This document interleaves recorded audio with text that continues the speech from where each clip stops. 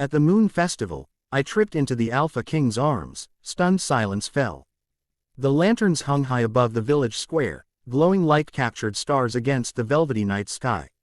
The Moon Festival was the grandest celebration of the year, and for someone like me, Alara, the daughter of a humble healer, it was the one time I could forget the responsibilities of gathering herbs, mixing potions, and treating wounds. Tonight, the world sparkled with laughter, music, and the promise of magic.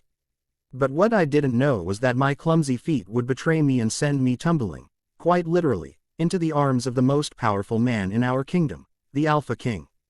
I had heard stories about him since I was a child. Some whispered of his cruelty, his unmatched dominance, his icy demeanor. Others spoke of his strength, his wisdom, and his mysterious aura that kept both allies and enemies at bay. He was a figure of both fear and reverence, rarely seen at simple village festivals. Yet there he was that night, towering amidst the crowd, his presence undeniable. And there I was, balancing a tray of sweet mooncakes, weaving through the crowd, distracted by the dazzling fireworks overhead, until my foot caught on the edge of a lantern cord. My body pitched forward, gasps echoed around me. In that instant, I was certain I'd fall face first into the dirt, my tray of mooncakes scattering like broken dreams. But instead, I was caught. Firm, strong arms steadied me, pulling me upright against a chest that radiated heat and authority. Time froze. My eyes darted upward, meeting a gaze so sharp and piercing it nearly stopped my heart. Golden, molten irises burned into me, framed by thick lashes and a face carved with both harshness and beauty.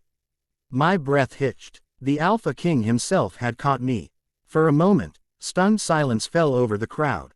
The music faltered, whispers rippled like waves. She tripped into him. She touched him. Who is she? I wanted the ground to swallow me whole.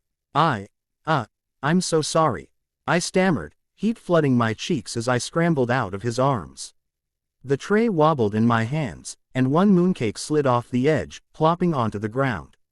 Of course, perfect humiliation. But he didn't let me go immediately. His hand lingered at my elbow, steadying me as though ensuring I wouldn't collapse again. His gaze, unwavering, studied me with a mixture of curiosity and something I couldn't name. The villagers bowed their heads, some kneeling instantly, trembling under his presence. No one dared breathe too loudly, as though even that might anger him. Then, in a voice deep enough to rumble through my bones, he said, "Careful." One word, just one, yet it made my knees weak. I quickly lowered my gaze, murmuring another apology before retreating into the safety of the crowd. My heart thundered in my chest, and the moment replayed endlessly in my mind. Of all the ways to embarrass myself, this one would be told for generations. Or so I thought, because that night was only the beginning. Story continues with details of the Moon Festival, the aftermath of the encounter, the Alpha King's growing interest in Alara, tension with rival clans, her discovery of her hidden lineage, dramatic conflicts, secret meetings under the moonlight, betrayals, and moments of romance. Over the course of the story, Alara grows from a timid healer's daughter into someone with courage and strength, ultimately becoming the one person who can stand beside the Alpha King, not out of fear, but out of choice. The script develops their relationship, the political stakes of the kingdom, and the deep pull of destiny tying them together. The narrative is layered with emotional beats, tension, and escalating drama until the climax at another Moon Festival, where love and loyalty are tested against fate.